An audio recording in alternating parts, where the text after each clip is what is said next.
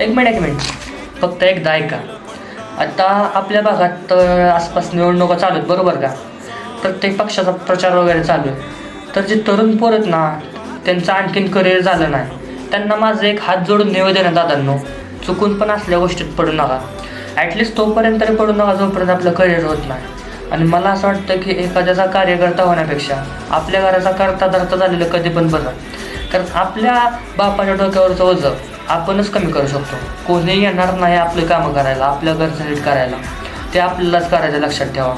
आणि मी काय म्हणतो, निवडणुका राजकारणात पडा, पण कधी जेव्हा तुम्ही सेट व्हाल, तुमचं करिअर सेट व्हाल आणि तुम्ही तुमच्या करिअरमध्ये एवढे मोठे व्हा ना, तुम्ही डायरेक्ट डील ज्याचा प्रचार करताय का त्याच्यासोबत करू शकाल, त्या नेत्यासोबत करू शकाल.